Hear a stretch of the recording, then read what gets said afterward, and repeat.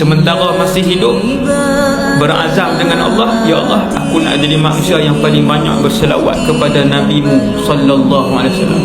Esok mati, kalau esok mati, malam ni berazam, Tuhan bangkit di kalangan orang yang paling banyak berselawat kepada Nabi, sebab memang berazam.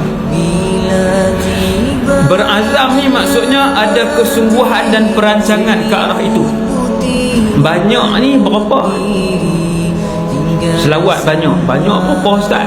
Kata para ulama, salah seorang ulama sebut, banyak itu sehari 300 pun sudah dikira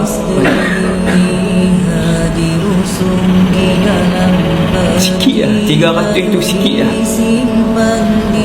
tapi berat kepada orang yang tidak diberikan rahmat oleh Allah SWT. Berat 10 pun dia tak boleh buat,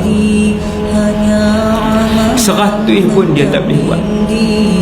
Hak ni kena minta, saya dan kita semua bakat minta dengan Allah SWT supaya Allah memberikan rahmat dan hidayahnya kepada kita, supaya kita rajin untuk melakukan ketaatan kepada Allah.